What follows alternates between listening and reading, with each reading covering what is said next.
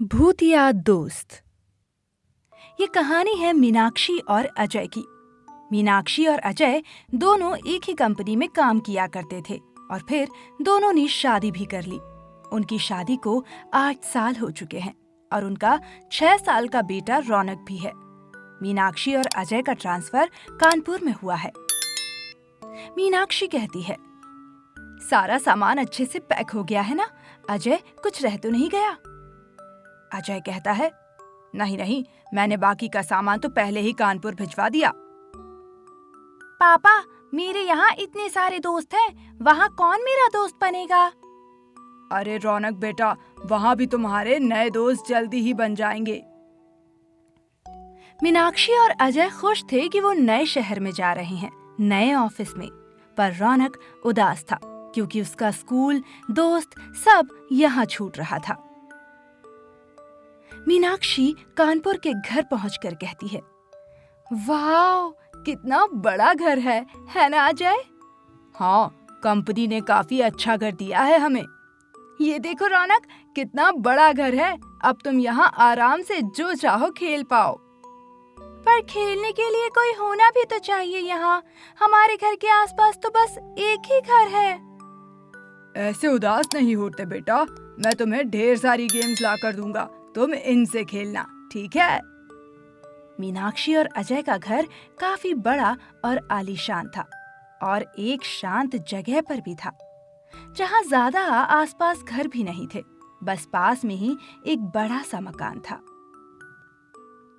अजय, हम तो ऑफिस चले जाएंगे, पर रौनक को इतने बड़े घर में अकेला तो नहीं छोड़ सकते ना? अजय कहता है, हाँ, ये तो तुमने बिल्कुल सही कहा। मैं सोच रही थी रौनक की देखभाल के लिए एक नैनी रख लेते हैं। हाँ, रौनक को अकेला भी नहीं लगेगा और वो घर और रौनक दोनों को संभाल लेगी। रौनक और मीनाक्षी अपने बेटे की देखभाल के लिए नैनी की तलाश करते हैं और उन्हें निशा नाम की एक स्टूडेंट का पता मालूम पड़ जाता है। वो निशा को घर बुलाते हैं। मीनाक्षी कहती है, तुम घर और रौनक को संभाल लोगी ना? निशा कहती है, जी मैडम, मैं संभाल लूंगी, आप चिंता मत करिए। तुम्हें रौनक को सुबह से शाम तक संभालना है, शाम तक हम लोग ऑफिस से आ जाते हैं। जी सर, मैं आपके बेटे का पूरा ध्यान रखूंगी। रौनक, यहाँ आओ बेटा, देखो निशा दीदी से मिलो। रौनक निशा से मिलकर खुश होता है क्योंकि अब उसे अकेला नहीं लग रहा था। उसके साथ कोई खेलने वाला था जो उसे बाहर भी ले जा सकता था। रौनक कहता है, निशा दीदी, मैं थोड़ी देर बाहर खेलने जा सकता हूँ? ठीक है, पर ज्यादा दूर मत जाना, घर के बाहर ही खेलना। ठीक है। रौनक बाहर खेलने चला जाता है और निशा अंदर कुछ काम कर रही होती है। तभी उसे रौनक के साथ किसी दूसरे बच्चे की आवाज सुनाई देती है। निशा सोचती है, शायद कोई दोस्त बना लिया है रौनक, देखती हूँ जाकर। निशा बाहर आती है तो रौनक अकेला खेल रहा था। निशा कहती है, रौनक, तुम्हारे साथ और कौन था यहाँ अभी? रौनक कहता है, मेरा दोस्त क्रिश था, आपको देखकर भाग गया। पर इतने जल्दी कैसे भाग गया और मुझसे मिलना क्यों नहीं चाहता? वो यहीं पास के ही घर में रहता है, उसने कहा वो सिर्फ मुझसे बात करेगा। निशा कहती है, ये तो अजीब बात है। निशा को ये बात अजीब लगी, पर उसे खुशी थी कि रौनक को कोई दोस्त मिल गया है जिसके साथ वो खेल सकता है। निशा कहती है, कोई बात नहीं, मैं कभी न कभी उससे मिल ही लूंगी। रौनक अक्सर अपने दोस्त कृष की बात करता रहता, उसके साथ खेलता, पर जब भी निशा उसे देखने जाती तो उसका दोस्त कभी उससे नहीं मिलता। निशा कहती है, रौनक, तुम्हारा दोस्त कहाँ रहता है? जरा दिखाओ मुझे, चलो। यहीं पास के घर में, आइए मैं दिखाता हूँ आपको। रौनक उसे पास के घर में ले जाता है। यहाँ ये घर तो बंद है रौनक, लॉक है इस पे तो। रौनक कहता है, दीदी, वो कृष्ण लॉक तोड़कर अंदर चला जाता है। देखना, अभी दरवाजा खुलेगा। उस घर को देखकर ऐसा लग रहा था कि वो घर कई सालों से बंद है। निशा को अब डर लगने लगा था, पर अचानक वो दरवाजा अपने आप खुल गया। रौनक कहता है, देखा, खुल गया ना, चलो। अंदर जाते ही एक बच्चे की यहाँ वहाँ दौड़ने की आवाज आने लगी और रौनक भी उसके साथ खेलने लग गया। पर निशा को कोई भी दिखाई नहीं दे रहा था। उसके पैरों से जैसे जमीन ही निकल गई। उसने रौनक का हाथ पकड़ा और वहाँ से उसे ले जाने लगी। चलो रौनक, यहाँ से जल्दी निकलो। निशा को किसी ने तेज धक्का दिया और वो जमीन पर गिर पड़ी और वहाँ एक बच्चे की आवाज गुस्से से बोली, मैं रौनक को कहीं नहीं जाने दूंगा, ये मेरा दोस्त है। निशा ने रौनक को उस घर से ले जाने की बहुत कोशिश की, पर निशा को उस बच्चे के भूत ने बाहर कर दिया और दरवाजा अंदर से बंद हो गया और रौनक अंदर ही रह गया। हे भगवान, मुझे सर और मैडम को जल्दी बुलाना होगा यहाँ। निशा मैडम से कहती है, मैंने बहुत कोशिश की मैडम, पर उस बच्चे के भूत ने दरवाजा ही बंद कर दिया। दरवाजा तोड़ देते हैं अजय। हाँ, जल्दी करो। तीनों मिलकर दरवाजा तोड़ देते हैं। रौनक, रौनक बेटा, कहाँ हो तुम?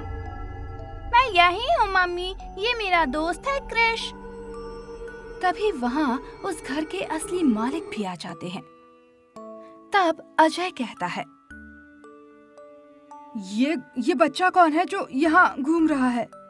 मालिक कहते हैं, ये हमारा बेटा था क्रिश।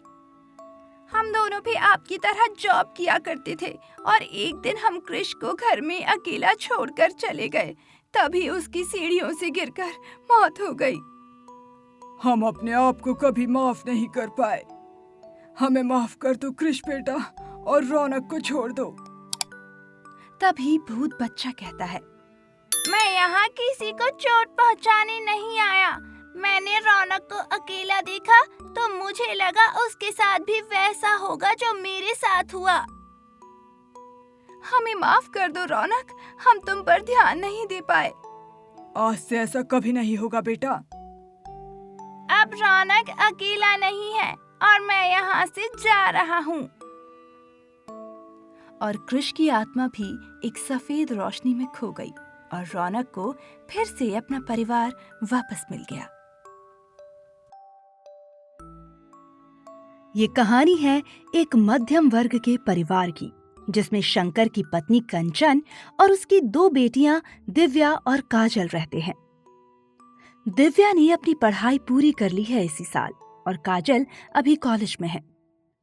हर पिता की तरह शंकर ने भी अपनी बेटियों को किसी भी चीज की कमी नहीं होने दी और उसकी दोनों बेटियां भी बहुत ही समझदार और गुणवान थी।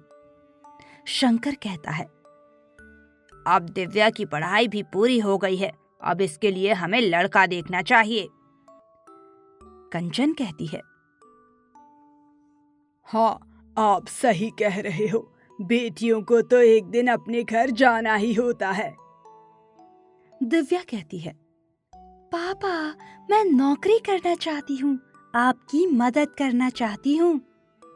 बेटी, हर माता पिता का सपना होता है कि उसकी बेटियां शादी करके अपने ससुराल में खुशी से जीवन बिताएं। पर पिताजी, आपने हमारे लिए इतना सब कुछ किया है, मैं भी आपके लिए कुछ करना चाहती हूँ। तुम इतनी समझदार और गुणवान हो बेटी, हमें और कुछ नहीं चाहिए। दिव्या अपनी माता पिता के सपनों के आगे कुछ नहीं बोलती। शंकर और कंचन दिव्या के लिए एक अच्छा घर ढूंढते हैं और लड़के वाले दिव्या को देखने घर पर आते हैं। आइए आइए, आप सभी का स्वागत है। लड़के के पिता, माँ और लड़का बैठते हैं। लड़के की माँ कहती है, जी लड़की को बुलाइए। सब लोग दिव्या को देखते हैं। तभी लड़के की माँ कहती है, आपकी लड़की तो वैसे कोई इतनी खास नहीं लगती, हमारा लड़का तो आपकी लड़की से काफी सुंदर है। तभी लड़के के पिता कहते हैं, और तो और हमारा लड़का बहुत बड़ी कंपनी में काम करता है। लड़के की माँ फिर कहती है, आपकी लड़की की किस्मत अच्छी है कि हमारे लड़के ने उसे पसंद कर लिया है। तो हम क्या कहते हैं, अब लेन देन में कंजूसी मत कीजिएगा भाई साहब। एक पिता अपनी बेटी के लिए जो भी कर सकता है वो मैं करूँगा जरूर। तो ठीक है, 2 दिन बाद सगाई कर लेते हैं।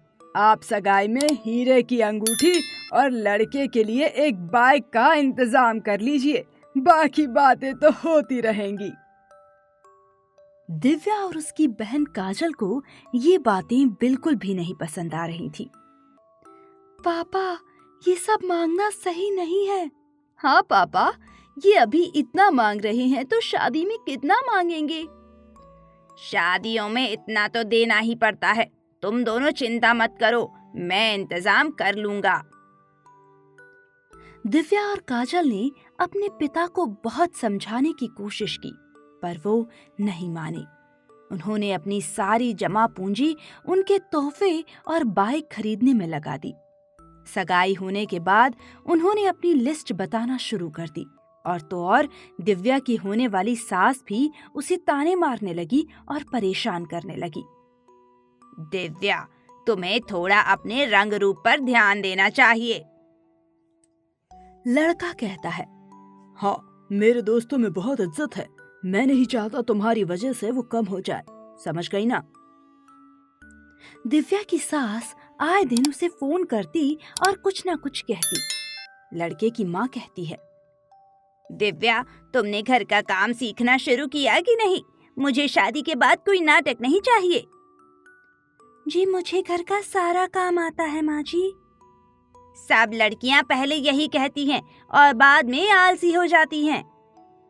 दिव्या को अपनी होने वाली सास की बातों से बहुत दुख पहुंचता था, और तो और उसका होने वाला पति भी उसका कभी साथ नहीं देता था।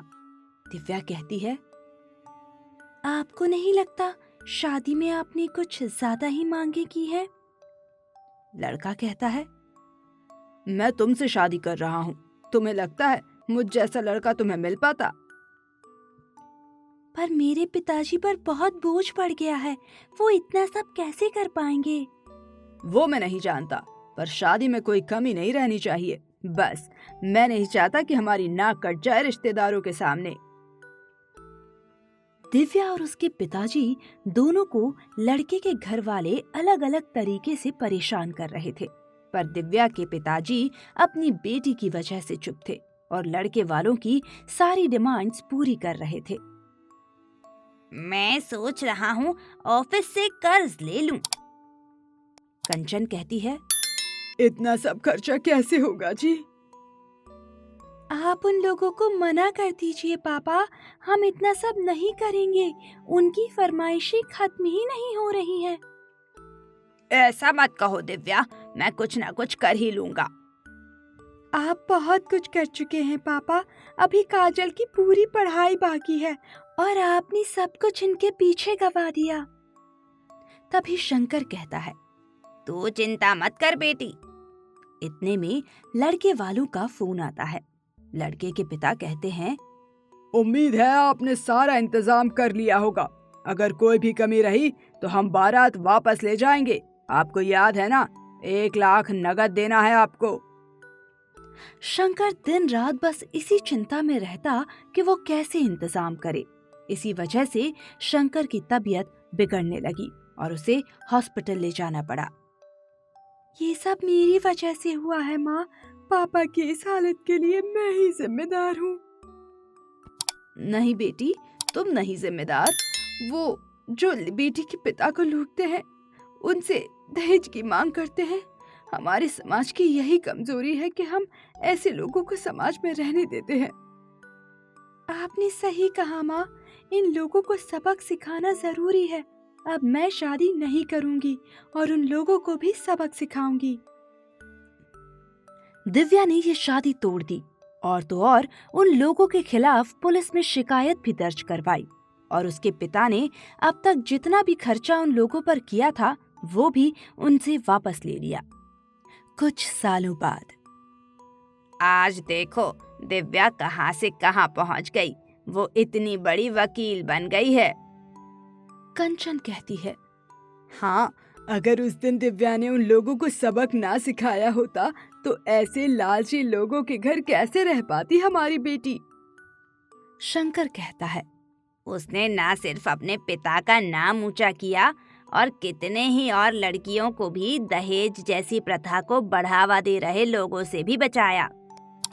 कंचन कहती है, हम माता पिता ये सोचकर चुप रहते हैं कि हमारी बेटी का भविष्य संवर जाएगा, पर बेटियां अपना भविष्य खुद बनाती हैं। वो सिर्फ ना अपना पर अपने माता पिता का नाम और सर भी गर्व से ऊंचा कर देती हैं। दिव्या बाहर आती है। दिव्या कहती है, पापा, ये लीजिए चाबी। किसकी चाबी है बेटी? मैंने आपके लिए नई कार खरीदी है पापा, आइए देखिए। शंकर और कंचन की आंखों में आंसू आ जाते हैं। शंकर कहता है, मुझे तुझ पर गर्व है बेटी। मोरल, हमारे समाज में आज भी शादी के नाम पर दहेज लेने जैसी बुरी चीजें हो रही हैं। इसके खिलाफ आवाज उठाइए और ऐसे लालची लोगों को सबक सिखाइए। अपनी बेटी की शादी पर खर्चा करने से पहले उनके भविष्य पर खर्चा करिए। जब बेटी अपने पैरों पर खड़ी होगी तो किसी की हिम्मत नहीं होगी उसे झुकाने